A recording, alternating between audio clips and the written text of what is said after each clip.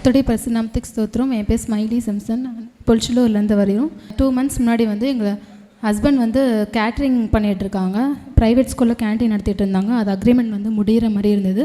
2 months முன்னாடி நான் எழுதி கொடுத்துட்டு போயிருந்தேன். ஏன்னா அந்த கேன்டீனுக்கு நிறைய காம்படிஷன்ஸ் இருந்துச்சு. ஏசப்பா இந்த வருஷமாக எங்களுக்கே கிடைக்கணும், நான் சாட்சி சொல்கிறேன். அதே மாதிரி ஏசப்பா இந்த வருஷமாக எங்களுக்கு அக்ரிமெண்ட் ரினியூவல் பண்ணி கொடுத்தாங்க. அது மட்டும் இல்லாமல் எங்கள் ஹஸ்பண்ட் கிட்னி ஸ்டோனால் ரொம்ப கஷ்டப்பட்டுட்டு இருந்தாங்க. அப்போது நான் சாட்சி சொல்கிறேன்னு ப்ரே பண்ணியிருந்தேன். ஏசப்பா 2 கல்லுமே இல்லாமல் மறைஞ்சு போக உதவி செஞ்சாங்க. அதுக்காக கர்த்தருக்கு ஸ்தோத்திரம். கர்த்தருடைய பரிசுத்த நாமத்துக்கு ஸ்தோத்திரம். நான் ரொம்ப வருஷமாக வேலை இல்லாமல் ரொம்ப கஷ்டப்பட்டுக்கிட்டே இருந்தேன். ஒரு வேலை இருந்தால் என் மகனுக்கு நான் கல்யாணம் பண்ணிடுவேனே அப்படின்னு சொல்லிட்டு பெற்றோர்கள் நீங்கள் கஷ்டப்படுறீங்கன்னு சொல்லிட்டு எங்களுடைய நிலைமையை அப்படியே அவர் நியூஸ் மெசேஜில் சொன்னார். அந்த மாதமே பார்த்தீங்கன்னா அவர் சொன்னார், நீ போகும்போது மொபைல் ஆன் பண்ணிங்கன்னா உங்களுக்கு கண்டிப்பாக ஒரு குட் நியூஸ் இருக்கும். பரலோகத்தில் அந்த எம்ப்ளாய்மெண்ட் ஆஃபீஸில் உங்களுக்கான அப்பாயின்மெண்ட் அடித்தாச்சு, தூதர்கள் கையில் தான் இருக்குது அப்படின்னு சொன்னார். அதே மாதிரி நான் ஈவினிங் போய்ட்டு நான் மொபைல் ஆன் பண்ணேன். ஆனால் அவங்க எனக்கு கால் பண்ணியிருக்காங்க. என் மொபைல் ஆஃபில் இருந்ததுனால ரீச் ஆகலை. அதுக்கப்புறம் பார்த்திங்கன்னா மெயிலில் பார்த்து அந்த வாரத்தில் எனக்கு வேலை கிடச்சிது. அதே மாதத்தில் பார்த்திங்கன்னா எங்களுக்கு திருமணம் நடந்தது. ஒரு அருமையான மகளை கர்த்தர் எங்களுக்கு கொடுத்தார். கர்த்தர் இந்த சாட்சியை ஆசீர்வதிப்பாராக.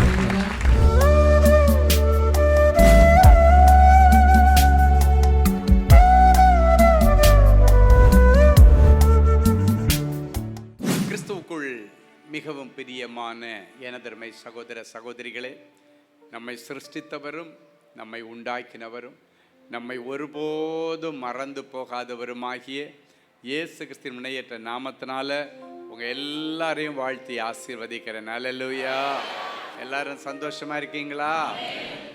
இந்த நாளிலும் ஆண்டவருடைய பாதப்படியில் அமர்ந்து என் பிள்ளைகளுக்கு என்ன மங்கள வார்த்தை சொல்ல போகிறேன், என்ன வார்த்தை சொல்லி பிள்ளைகளை ஆசீர்வதிப்பது தேவனுடைய திட்டமாக இருக்கிறது. ஜெபத்திலே தரித்திருந்த பொழுது கர்த்தர் நம்மை ஆசீர்வதிக்கும்படி கொடுத்த மங்கள வார்த்தை எபிரெயரின் புஸ்தகம் 2ஆம் அதிகாரம் 18வது வசனம் இப்படியாய் சொல்லுகிறது. எடுத்து வாசிப்போமா?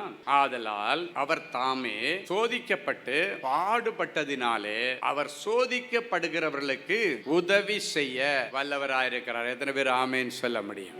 அவர் சோதிக்கப்பட்டபடியினாலே, சோதனையினுடைய வேதனை என்ன என்பதை அறிந்திருக்கிறபடியினாலே சோதிக்கப்பட்டவர்களுக்கு உதவி செய்ய அவர் வல்லவராக இருக்கிறார். சிலர் சொல்றதை கவனிச்சிருப்பீங்க, நான் கடந்து போற வழியில இவங்களை கடந்து வந்தாதான் என் வேதனை என்னான்னு இவங்களுக்கு புரியும். அவங்க நிலைமையில இருந்து பார்த்தா என் வேதனை புரியாது. நான் கடந்து போகிற பாதை அவ்வளவு கடினமான பாதை. நான் முட்பாதையிலே நடந்து போகிறேன், நான் மதில் மேலே நடந்து போகிறேன். வாழ்வா சாவா, இங்கேயா அங்கேயா, இங்கே விழுந்தா தப்பிடுவான், அங்கே விழுந்தா ஒரு பாதாளம் அப்படின்னெல்லாம் நீங்கள் மதில் மேலே நடக்கிற ஒரு பூனைக்குட்டி மாதிரி நீங்கள் நடந்து கொண்டிருக்கலாம். ஆண்டவருக்கு அது கண்டிப்பாக தெரியும். நீ நடந்து போகிற பாதையில் எத்தனை குழிகளை மனுஷன் வெட்டி வச்சிருக்கிறான், உனக்கு விரோதமாக என்ன மந்திரவாதம் பண்ணியிருக்கிறான், எந்த இடத்துல நீ தெரியாமல் போய் அதில் விழுவேன்னு வச்சிருக்கிறான்னு உங்களுக்கு தெரியாத ஆண்டவருக்கு தெரியும். நீ போகிற வழியில் எத்தனை கண்ணி வெடி வச்சிருக்கானுங்கன்னு உங்களுக்கு தெரியாத ஆண்டவருக்கு தெரியும். நீ போகிற வழியில் எத்தனை வஞ்சக வலைகளை விரித்து போட்டுட்டு வஞ்சகமாக உன் காலை சுருக்கி அப்படி இழுத்து அதில் வலையில் போடுறதுக்கு தந்திரம் பண்ணிட்டு இருக்கிறாங்கன்னு உங்களுக்கு தெரியாது. ஆனால் ஆண்டவருக்கு தெரியும். ஆண்டவர் இந்த பாதைகள் எல்லாம் கடந்து வந்தவர். பிசாசானவன் சோதிக்கும் பொழுது அவரும் சரீர பிரகாரமாகவும் சோதிக்கப்பட்டார், ஆவிக்குரிய ரீதியாக சோதிக்கப்பட்டார். வசனத்தை கொண்டு ஜெயம் எடுத்தார். அவருக்கு போடாத கண்ணி இல்லை, அவருக்கு வைக்காத வேட்டும் இல்லை, அவருக்கு வைக்காத வெடிகுண்டும் இல்லை. அதை விட பயங்கரமாக ஒன்று நமக்கு வரப்போகிறது கிடையாது. ஒரு நிலத்தை உழுகிற ஒரு உழவன் எப்படி ஒரு இடத்துல கூட அந்த அவன் வைக்கிற அந்த ஏர் படாத இடமே இருக்காது. இப்படி ஓட்டுவான், இப்படி ஓட்டுவான், ஒவ்வொன்றும் பக்கத்தில் ஓட்டுவான். அப்படின்னாச்சுன்னா அந்த நிலத்தில் ஒரு இடம் கூட ஏற்படாத இடம் இருக்காது. அந்த ஏற்பட்ட உடனே அப்படியே அமுங்கிட்டு அந்த இடத்த கிழிச்சிக்கிட்டு போவோம். நாங்கள் எல்லாம் சின்ன பையனாக இருக்கும்போது வில்லேஜில் இருந்தவங்களுக்கு இந்த பழக்கம் இருக்கும். நாங்கள் குளத்துக்கு அந்த காலத்தில் வீட்டில் எங்கள் பாத்ரூம் இருந்துச்சு, குளத்துக்கு தான் குளிக்க போனோம். ஒரு சின்ன நிக்கரம் போட்டுட்டு ஒரு துண்டம் தோளில் போட்டுட்டு குளத்துக்கு போவோம். அப்போ போகிற வழியில் ஃபுல்லாக வயக்கரை தான் இருக்கும். அங்கே உழவர்கள் அந்த ஏர் ஓட்டிகிட்டு இருப்பாங்க. அப்படி ஒரு ஏர் மாதிரி ஒன்று இருக்கும், மாடு அதில் இருக்கும். அப்போது அந்த சென்டர் பகுதியில் ஒரு இடம் மாதிரி ஒரு ஸ்பேஸ் இருக்கும். அதுலேருந்து அப்படி 2 மாட்டுக்கு அந்த நுகத்தில் இதை மாட்டி விட்டுருப்பாங்க. அது நடந்து போகிற இடத்துல எல்லாம் குழி வரும். ஆனால் அந்த சென்டர் பகுதியில் வெயிட் இல்லை. அதனால் என்ன பண்ணுவாங்கன்னா, எங்களுக்கு ஏதாவது முட்டாய் வாங்கி கொடுத்துட்டு எங்களை அதில் யாரையும் உட்கார சொல்லுவாங்க. அந்த சென்டர் பகுதியில் நாங்கள் சின்ன பசங்க தானே, இப்படியே யாரையும் உட்காந்துருப்போம், ஜாலியாக இருக்கோம். என்னமோ வண்டியில் அந்த மாடு இழுத்துக்கிட்டே போவோம். எதுக்கு தெரியுமா? அந்த இடத்த அமுக்கி இந்த வெயிட்டில் அது குழி தோண்டி அந்த மண்ணை பிளந்துக்கிட்டு உள்ளே போகணுன்றதுக்காக. அப்படியெல்லாம் சாக்லேட் வாங்கி தின்னுவங்க நாங்கள். ஹல்லேலூயா. நம்ம வெயிட்டில் அதை அமுங்கிட்டு போகும்போது மண்ணை கிழிச்சிக்கிட்டு அப்படியே போகும். அப்படின்னா கிழிச்சு எடுக்கிறது தான் அந்த ஏர். என் அன்பு தேவனுடைய பிள்ளைகளே, உழவன் நிலத்தை உழுகிறது போல அவருடைய சரீரம் முழுவதும் உழப்பட்டதாக இருந்தது. அப்படின்னா ஒரு இடத்துல கூட காயம் இல்லாத இடமே கிடையாது. உழுறது மாதிரி எல்லா இடமும் காயங்கள். எதுக்காக தெரியுமா? உன் உடம்புல எங்கே காயப்பட்டாலும் அதனுடைய பெயின் என்னன்றது ஆண்டவருக்கு தெரியும். அவர் தாமே சோதிக்கப்பட்டு பாடுபட்டதினாலே அவர் சோதிக்கப்படுகிறவர்களுக்கு உதவி செய்ய அவர் வல்லவராயிருக்கிறார். ஹல்லேலூயா. நீங்கள் கடந்து வருகிற எல்லா பாதைகளும் அவருக்கு தெரியும். அவரை பற்றி ஏளனமாக பேசாததான் உங்களை பற்றி பேசிட போகிறாங்க. காரி துப்புனாங்க அவருடைய முகத்தில். ஆனாலும் அவர் அப்படியே லாபத்தையும் சகித்து கொண்டார். ஏன்னா அப்படிப்பட்ட வழியாக கடந்து வருகிற பிள்ளைகளுக்கு அவர் உதவி செய்ய வல்லவராயிருக்கிறார்.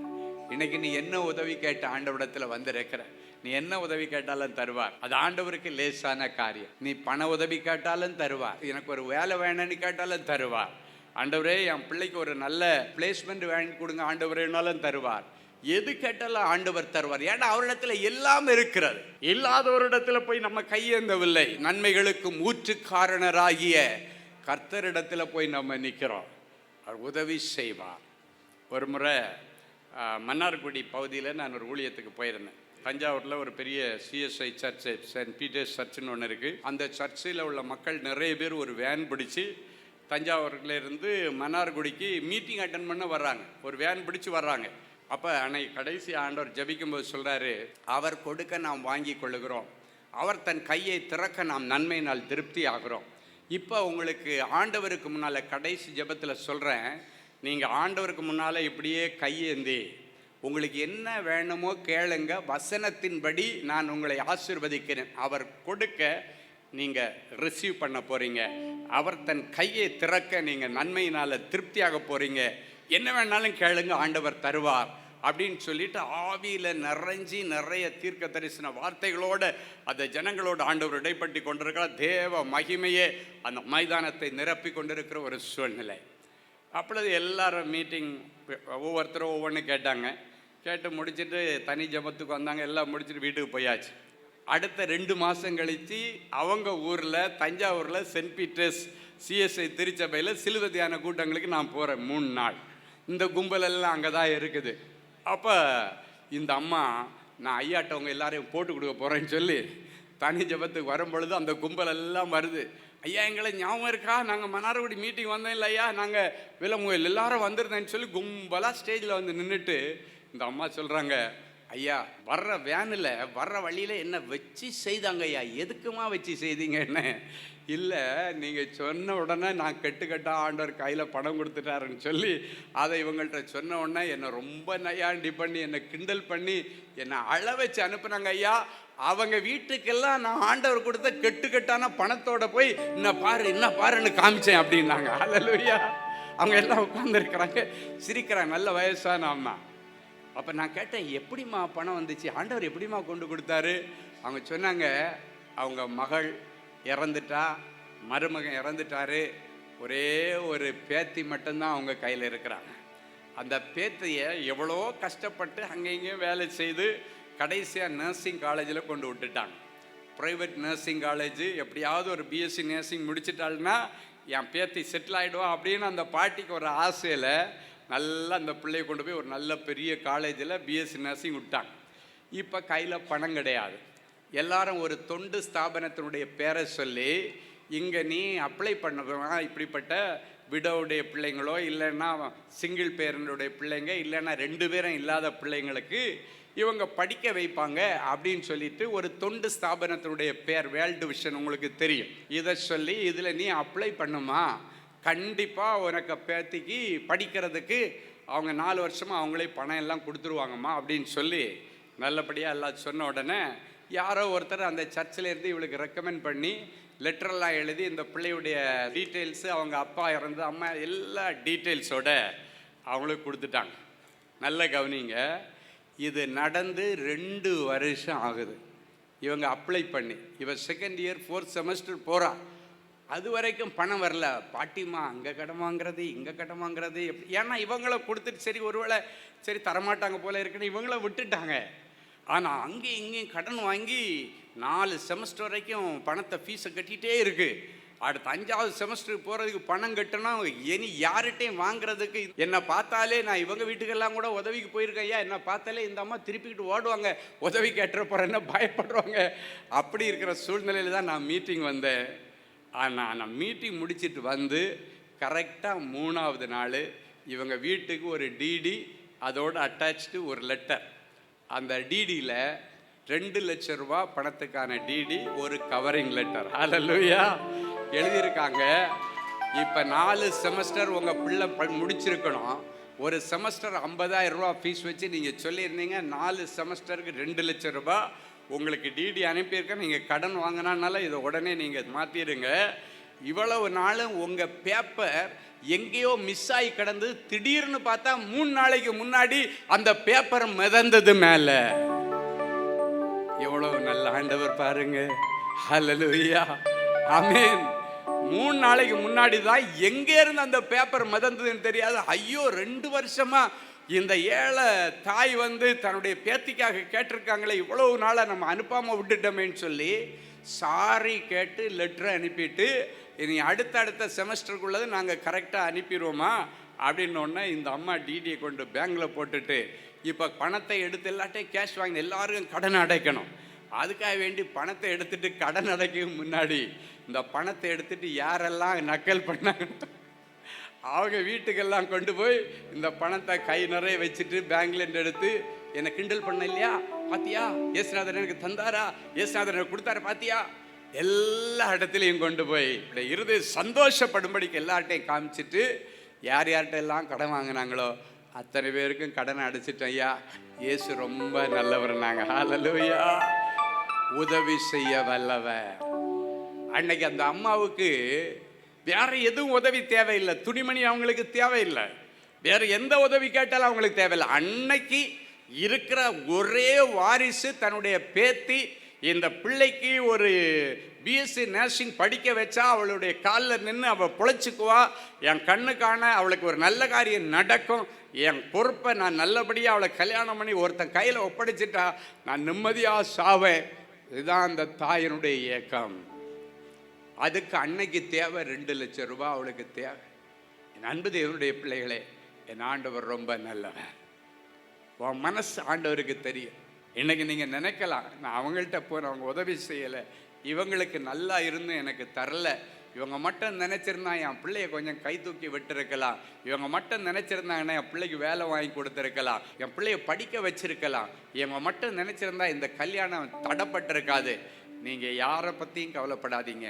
உங்கள் பிள்ளைகளுக்குரியதை என் ஆண்டவர் கொடுக்க அவர் வல்லமை உள்ளவர். அவர் உதவி செய்ய வல்லமை உள்ளவர். ஹல்லேலூயா. உனக்கு உதவி செய்ய அவர் வல்லவராயிருக்கிறார். இன்னைக்கு நீ என்ன உதவி எதிர்பார்த்து வந்தாலும், ஆண்டவரே நான் இந்த காரியத்தில் இருக்கிற இந்த பிரச்சனையில் வந்திருக்கிறேன், எனக்கு உதவி செய்யுங்கன்னா அவர் கண்டிப்பாக உங்களுக்கு உதவி செய்வார். ஹல்லேலூயா. முதல்ல அவர் உதவி செய்ய வல்லவர். 2வது கொடுத்த வாக்கை நிறைவேற்ற அவர் வல்லவர். ஆமென் சொல்லுங்க பார்க்கலாம். ஒரு வாக்கு உங்களுக்கு கொடுத்துட்டாருன்னா கண்டிப்பாக நிறைவேற்றுவார். ஏன்னா அவர் நிறைவேற்றுகிற அளவிற்கு, அதை கொடுக்கக்கூடிய அளவுக்கு வல்லமை பொருந்தின ஆண்டவர். ஆமென். வாக்கை நிறைவேற்ற வல்லவர். ரோமரின் புஸ்தகம் 4ஆம் அதிகாரம் 21வது வசனம் இப்படியாய் சொல்லுகிறது. எடுத்து வாசிப்போமா? தேவன் வாக்குத்தத்தம் பண்ணினதை நிறைவேற்ற வல்லவராயிருக்கிறார் என்று முழு நிச்சயமாய் நம்பி தேவனை மகிமைப்படுத்தி விசுவாசத்தில் வல்லவனானான். தேவன் வாக்குத்தத்தம் பண்ணினதை நிறைவேற்ற வல்லவராயிருக்கிறார் என்று முழு நிச்சயமாய் நம்பினான் ஆபிரகாம். தேவன் வாக்கு பண்ணினதை நிறைவேற்ற வல்லவராயிருக்கிறார், நிறைவேற்ற வல்லவர் என்பதை முழு நிச்சயமாய் நம்பினான். அதன் நிமித்தம் அவன் நம்பிக்கை வீண் போகல. ஆண்டவர் வாக்குத்தத்தம் பண்ணின வாக்குத்தத்தத்தின் பிள்ளையை கர்த்தர் அவனுக்கு கொடுத்தார். உங்களுக்கு இன்னைக்கு ஒரு முழு நிச்சயம் இருக்கணும், ஒரு நம்பிக்கை இருக்கணும். ஆண்டவர் என்கிட்ட பேசிட்டு இருக்கிறாரு, இதை நிறைவேற்ற அவர் வல்லவர். முதல்ல என்ன பேசினாரு? உனக்கு உதவி செய்ய அவர் வல்லவர் என்பதை இப்ப நீங்க முழு நிச்சயமா நம்பணும். அது மட்டும் இல்ல, ஆண்டவர் உனக்கு கொடுக்கிற வாக்குத்தத்தம் ஒவ்வொன்றையும் நிறைவேற்ற அவர் வல்லமை படைத்தவர் என்பதை முழு நிச்சயமா நம்பணும். இன்னைக்கு கல்யாணம் பண்ணி நாளைக்கு காலையில குழந்தைய கையில் எடுக்க முடியுமா? எடுக்க முடியுமா? எவ்வளவு மாசம் மினிமம் காத்திருக்கணும்? கன்சீவ் எப்போ ஆகுதுன்னு தெரியாது. கன்சீவ் ஆனதுக்கு அப்புறமா எத்தனை மாதம் காத்திருக்கணும்? 10 மாதம் காத்திருக்கணும். இன்னைக்கு இந்த instant coffee, instant idiyappam, instant dosa எல்லாம் வந்தது. இன்ஸ்டன்ட் புரோட்டாவே வந்துருச்சு. ஆமீன். அப்போ இந்த இன்ஸ்டன்ட்ல வாங்கி வாங்கி வாங்கி இன்னைக்கு எல்லாமே இன்ஸ்டன்ட்ல மனுஷன் எதிர்பார்க்குறான். பொறுமை கிடையாது. எந்த ஒரு ஆசீர்வாதத்துக்குனாலே நீங்க பொறுமையா காத்திருக்கணும். அதான் இந்த வசனம், அவர் வாக்குத்தத்தம் பண்ணியதை நிறைவேற்ற வல்லவராய் இருக்கிறார் என்று முழு நிச்சயமாய் நம்பி தேவனை மகிமைப்படுத்தி விசுவாசத்தில் வல்லவனானான். ஆனா இன்னைக்கு ஆண்டவருடைய பிள்ளைகளாகி உங்களை பார்த்து ஆண்டவர் சொல்றாரு, வாழ்க்கையில ரொம்ப பொறுமை அவசியம். சிலர் நிறைய பேர் பார்த்தீங்கன்னா, ஆண்டவர் உனக்கு ஒரு வீடு தரேன்னு சொல்லியிருப்பார், ஆண்டவர் வாக்குத்தத்தம் பண்ணியிருப்பார், நான் உனக்கு ஒரு வீடு கட்டுவேன். ஆண்டவர் சொல்லிட்டார்ல, அடுத்த ஆண்டவர் கட்டுறதுக்காக அடுத்து பேக்கப்பில் ஆண்டவருடைய செயல்பாடுகள் நடக்கும். ஆண்டவர் அதுக்காக உன்னுடைய சம்பளத்தை இன்க்ரிமெண்ட் பண்ணுவார். ஒரு பேங்க் லோனுக்கு உனக்கு அதுக்கு எலிஜிபிலிட்டி வர்ற அளவுக்கு அதுக்கு பேங்குக்கு ஏற்ற டாக்குமெண்ட்ஸ் எல்லாம் உனக்கு ரெடி பண்ணுவார். இதெல்லாம் பேக்கப் ஒர்க்கு ஆண்டவர் உங்களுக்கு செய்துகிட்டே இருப்பார். இதெல்லாம் கொடுத்துட்டு கரெக்டாக ஒரு சம்பள உயர்வு எல்லாத்தையும் கொடுத்ததுக்கு அப்புறம்னா பேங்க் லோன் வாங்கினீங்கன்னா உங்களுக்கு குடைச்சல் இல்லை. இல்லைன்னா அங்கே கந்து வட்டி, இங்கே கந்து வட்டி, மீட்ரு வட்டி, அந்த வட்டி, ஸ்பீடு வட்டி, எல்லா வட்டியும். அப்போ பார்த்தீங்கன்னா இவ்வளவு வட்டிங்க உலகத்தில் ஓடிட்டு இருக்கு. இதில் போய் சிக்கக்கூடாதுன்றதுக்காக ஆண்டவர் முதல்ல உங்களுடைய ப்ரொஃபைலை ஸ்ட்ரெங்தன் பண்ணுவார். வார்த்தை கொடுத்ததுக்கப்புறம் வேலை ஆரம்பிப்பார். அல்லேலூயா. வார்த்தை கொடுத்துட்டு வேலையை ஆரம்பித்து இதெல்லாம் ஒழுங்கு பண்ணுறதுக்கு முன்னாடி இவனுக்கு பொறுமையாக இருக்கு. ஆண்டவர் சொல்லிட்டார், இங்கே கடன், அங்கே கடன், இங்கே 5 பைசா வட்டி, அங்கே 10 பைசா வட்டி, இங்கே கொடுத்து அதெல்லாம் ஈஸியாக கிடைக்கும். பேங்க் வட்டி ஈஸியாக கிடைக்காது. அதுக்கு தேவையான டாக்குமெண்ட்ஸ் எல்லாம் கொடுக்கணும். வாங்கி எடுத்து கடனை வாங்கி வீட்டில் வந்து உட்காந்துட்டு அப்புறம்தான் யோசிப்பான், வாடகை வீட்டிலே இருந்திருக்கலாம் இதுக்கு பதிலாக. ஏன்னா அங்கே மாதத்துக்கு ஒரு நாள் வாடகை மட்டும்தான் டென்ஷன், இங்கே டெய்லி டென்ஷன். டெய்லி 10 பேர் வீடு தேடி வர்றான் பணம் கேட்க. ஏன்னா அவசரப்பட்டதுனால. ஆண்டவர் ஒரு வீடை கொடுத்தா இப்படி வந்து கந்து வட்டியில எல்லாம் அவங்கள மாட்டி விட்டுட்டெல்லாம் அவங்கள வேடிக்கை பார்க்குறவர் அல்ல. அவர் டீசெண்டாக செய்வார். எப்படி செய்வார் சொல்லுங்க? ரொம்ப டீசெண்டாக செய்வார். ஏன்னா நம்ம ஆண்டவர் ரொம்ப டீசெண்டான ஆண்டவர். அல்லேலூயா. அவர் ப்ரொவைட் பண்ணுறாருன்னா அதுக்கு முன்னால் அதுக்குள்ள எல்லாத்தையும் பிளான் பண்ணி வச்சுட்டு தான் ஆண்டவர் செய்வார். இவன் முழு நிச்சயமாக நம்பி காத்திருக்கிறதுக்கு பதிலாக என்ன பண்ணுவான்னா இமீடியட்டாக செயலில் இறங்கிடுவான். அது ஆண்டவருடைய செயல்பாடு அல்ல, இது பிசாசனுடைய செயல்பாடு. ஒன்றை சிக்க வைக்கிறதுக்காக இப்படிப்பட்ட காரியங்களில் நம்ம மாட்டியிருப்போம். இன்னைக்கு மேலே அப்படி ஒரு காரியத்தை தேவ பிள்ளைகள் செய்யக்கூடாது. சொல்லுங்க, செய்ய மாட்டேன். ஆமேன். ஆண்டவர் சொன்னால் நிறைவேற்ற வல்லவர் என்பதை முழு நிச்சயமாய் நம்பி காத்திருந்தான். அதே போல வாக்குத்தத்தம் பண்ணப்பட்ட பிள்ளையை கர்த்தர் அவனுக்கு கொடுத்தார். ஹல்லேலூயா. இன்னைக்கு ஆண்டவர் சொல்றாரு, உனக்கு நிறைய வாக்குத்தத்தம் ஆண்டவர் கொடுத்திருக்கிறார். இப்ப பின்னால அதை நிறைவேற்றுவதற்கான பணிகளை தேவதூதர்களும் ஆண்டவரும் செய்து கொண்டிருக்கிறார்கள். இந்த நேரத்தில் இதை கொடுத்தா இவன் தக்க வச்சுக்கான்னு ஆண்டவருக்கு நம்பிக்கை வரும்போது தான் ஆண்டவர் கொடுப்பார். அதுக்கு முன்னால் கொடுத்தா அதை நம்ம மகிமை தெரியாமல் போட்டு உடைச்சி வேஸ்ட் பண்ணிடுவோம். அதனால சில நேரங்களில் உங்களை ஆயத்தப்படுத்துவதற்கும் பக்குவப்படுத்துவதற்கும் ஆண்டவருக்கு நேரம் தேவைப்படுகிறது. அந்த நேரத்தை நம்ம ஆண்டவருக்கு கொடுக்கணும். கொடுத்து பொறுமையாக இருந்தீங்கன்னா ஆபிரகாமை போல வாக்குத்தத்தம் பண்ணப்பட்ட பிள்ளையை நீங்கள் பெற்றுக்கொள்ள முடியும். ஏன்னா அவர் வாக்குத்தத்தம் பண்ணினதை நிறைவேற்ற வல்லவர். 17 வயசுல யோசேப்புக்கு சொப்பனம் கொடுக்கிறார். எப்படி சொப்பனம் கொடுக்குறாரு? உன் பிரதர்ஸ் எல்லாம் உன்னை சுற்றி நிற்கிறாங்கப்பா, உங்கள் அண்ணன்மாரெல்லாம் நிற்கிறாங்க, எல்லாரும் உனக்கு முன்னால் அப்படியே குறிஞ்சி, அதாவது அந்த சொப்பனத்தினுடைய விளக்கம், எல்லாரும் உன்னை பணிஞ்சு நிற்கிறாங்க அப்படின்னு ஒரு சொப்பனம். நம்ம சொப்பனத்தை அடுத்த நாள் காலையில் ஒரு கனவு கண்டா யார்கிட்ட அம்மாட்ட அப்பாட்ட அண்ணங்கிட்ட எல்லாம் சொல்லும், அம்மா அம்மா இப்படி நேரத்துக்கு ஒரு சொப்பனம் கண்டம்மா, இதுக்கு என்ன அர்த்தம்மா? அண்ணங்கிட்ட கேட்பான், அக்காட்ட கேட்பான். இவனும் சின்ன பையன், அவன் போய் எல்லார்ட்டையும் உளறி விட்டுட்டான், எனக்கு இப்படி ஒரு சொப்பனம் கண்டேன், இது மாதிரி அந்த சொப்பனத்தின்படி நீங்கள் எல்லாம் என் கீழே பணிஞ்சு நிற்கிறது மாதிரி நான் பார்த்தேன். அவ்வளோதான் வேணா ஆரம்பிச்சிருச்சு. இவங்க பார்த்தானுங்க, நீ உயிரோடு இருந்தால் தானடா நாங்கள் உங்ககிட்ட வந்து கை கட்டிட்டு நிற்போம், இன்றைக்கி உன்னை என்ன பண்ணுற பாருன்னு அழகாக அப்படியே நயவஞ்சகமாக பேசி காட்டுக்குள்ளே கூட்டுட்டு போயிட்டு ஒரு குழிக்குள்ளே தூக்கி போட்டு அவனை சாகடிச்சிருனேன்னு மண்ணை மூடிடுறேன்னு முடிவு பண்ணிட்டானுங்க.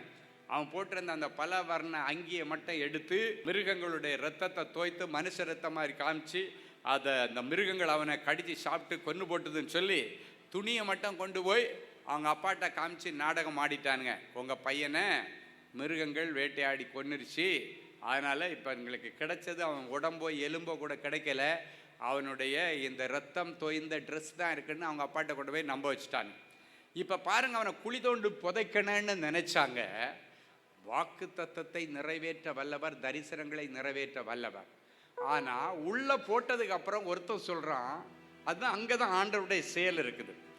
ஒருத்தன் சொல்கிறான், இவனை போட்டு குழியில் மூடி நமக்கு என்னடா பிரயோஜனம், இவனை பேசாமல் குழியிலேருந்து தூக்கி வியாபாரிகளிடத்தில் இவனை விற்று போடலாம். அப்போ அந்த காலத்தில் மனுஷனை விலை கொடுத்து வாங்கி அடிமையாக வைத்து கொள்கிற ஒரு காலகட்டங்கள். அப்போ அவனை குழியிலிருந்து தூக்கி பாருங்க, அங்கே மண்ணை போட்டு சாகடிக்கணும்னு நினச்சாங்க, முடியலை. ஏன்னா குறித்த காலத்திற்கு தரிசனம் நிறைவேற வேண்டிய காலங்கள் இருந்தது. ஹல்லேலூயா. அப்போ பாருங்க, அவனை தூக்குனாங்க மேலே தூக்கிட்டு அந்நேரம் பார்த்து எகிப்திற்கு வியாபாரத்துக்கு போகிற அந்த வணிகர்களிடத்தில் இவனை விலைக்கு விற்றுட்டு காசை வாங்கிட்டு வந்து அவங்க அப்பாட்ட நாடகமாகி அவன் செத்துட்டான்றதை ப்ரூவ் பண்ணிட்டாங்க. அவங்க குடும்பத்தை பொறுத்த வரைக்கும் யோசேப்பினுடைய சாப்டர் க்ளோஸ். ஆனால் க்ளோஸ் பண்ண முடியாது. காரணம், வாக்கு தத்தம் ஒரு நாள் நிறைவேறும். அவர் நிறைவேற்ற வல்லவராயிருக்கிறார். அதுக்கு பிறகு போய் போத்திபாருடைய வீட்டில் வேலைக்கு சேர்றான். அங்கே அந்த போத்திபாருடைய மனைவி இவன் பேரில் பழியை போட்டு ஜெயிலில் தூக்கி போட்டு, தப்பு பண்ணது அவ, அந்த தப்பை இவன் மேலே போட்டுட்டு பழியை போட்டுட்டு இவனை தூக்கி ஜெயிலில் போட்டாச்சு. அவளுடைய நினைப்பு என்னன்னா, இவன் ஜெயிலே கிடந்து அழிஞ்சிருவான். ஏன்னா இவனை ஜாமீன் எடுக்கிறதுக்கு இந்த தேசத்தில் அவங்க அப்பாவோ அம்மாவோ அண்ணனோ தம்பியோ ஒருத்தனும் கிடையாது. அவன் அனாதை. அவனை தூக்கி அங்கே போட்டாச்சு. அவன் லைஃப் நீ கடைசி சாகிறது வரைக்கும் ஜெயிலில். அவங்க திட்டம். ஆனால் அதையும் தாண்டினது வாக்கு தத்தங்களை நிறைவேற்ற வல்லவருடைய திட்டம். ஒரு குறித்த நாள் வந்துச்சு, அவனுக்கு ஜாமீன் கெடுக்க ஆள் இல்லை. ஆனால் பெர்மனண்டா அந்த குற்றத்திலிருந்து அவன் வெளியே வந்து ராஜாவினிடத்தில் நிறுத்தப்படுகிறான். ராஜா அவனை கனப்படுத்தி அந்த எகிப்து தேசம் முழுவதற்கும் அவனை ஆண்டவர் அதிகாரியாய் மாற்றினார். ஹல்லேலூயா. எங்களை அருமையாய் நேசித்து வழி நடத்துகிற எங்கள் அன்பான நல்ல ஆண்டவரே, உமக்கு நன்றி. நீர் ஜெயம் கொடுக்கிற தேவன், நீர் வல்லமையுள்ள தேவன், பிணியாளிகளை குணமாக்கத்தக்க வல்லமையை அனுப்புகிற தேவன், வாக்கு தத்தங்களை நிறைவேற்ற வல்லமையுள்ள தேவன், சோதிக்கப்படுகிறவர்களுக்கு உதவி செய்ய வல்லமையுள்ள தேவன், நாங்கள் நினைக்கிறதற்கும் வேண்டிக் கொள்ளுகிறதற்கும் மிகவும் அதிகமாய் செய்கிற தேவன். ஆண்டவரே, இன்றைக்கு என் பிள்ளைகள் கேட்ட இந்த வார்த்தைகள் என்னுடைய சரீரத்திற்குள்ளால கடந்து போய் ஆவி ஆத்மா சரீரத்தை பலப்படுத்தினதற்காய் ஸ்தோத்திரம். எழும்பு எழும்பு சீயோனே.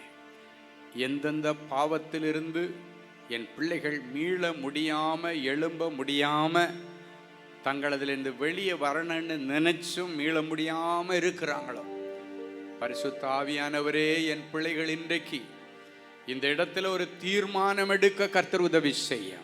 எந்த சூழ்நிலையிலும் இனி நான் இந்த பாவத்திலே விழமாட்டேன், நான் எழும்பிட்டேன், இனி ஆண்டவருடைய கையை பிடிச்சிட்டு ஓடிக்கிட்டே இருப்பேன்னு சொல்லி ஒரு புதிய தீர்மானம் எடுக்க உதவி செய்ய. ராஜாவின் கொலுமண்டபத்தில் என் பிள்ளைகளை உட்கார வைப்பீராக.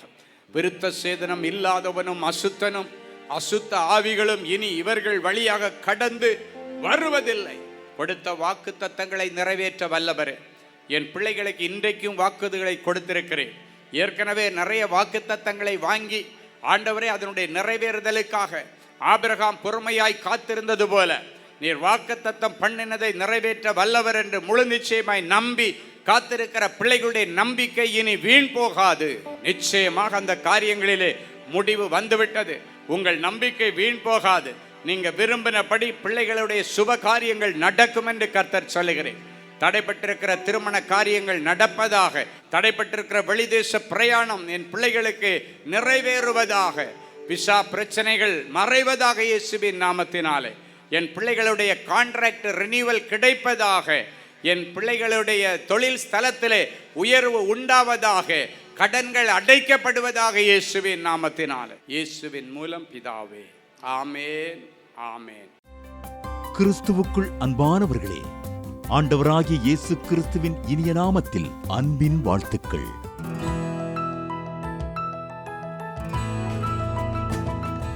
எங்களுடைய மார்வெல் திருமண தகவல் மையத்தை ஆன்லைன் சேவை மூலம் உங்களுக்கு அறிமுகப்படுத்துவதில் நாங்கள் மிகுந்த மகிழ்ச்சி அடைகிறோம்.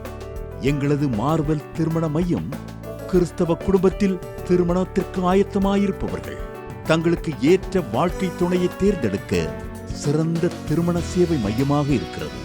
மேலும் மார்வெல் திருமண தகவல் மையத்தில் நீங்கள் பதிவு செய்வதற்கு எங்களது இணையதள முகவரி www.marvelmatrimony.com மற்றும் அலைபேசி எண் 7824855999 என்ற எண்ணிற்கு தொடர்பு கொள்ளலாம்.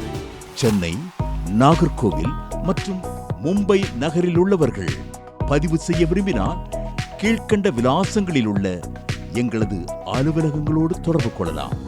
Email info@marvelmatrimony.com. ஆண்டவர்தாமே உங்களை அளவில்லாமல் ஆசீர்வதிப்பாராக. அன்பு தேவனுடைய பிள்ளைகளே, இந்நிகழ்ச்சியின் மூலம் நீங்கள் பெற்றுக்கொண்ட ஆசீர்வாதங்களையும் உங்கள் ஜெப விண்ணப்பங்களையும் அனுப்ப வேண்டிய முகவரி தேவனின் அன்பு ஊழியங்கள், Vinayak avenue, OMR road, Okkiyam, Thoraipakkam, Chennai 600097. மேலும் 24 மணி நேர ஜெப உதவிக்கு 04424547999 மற்றும் 9941150999 என்ற எண்களுக்கு தொடர்பு கொள்ளுங்கள்.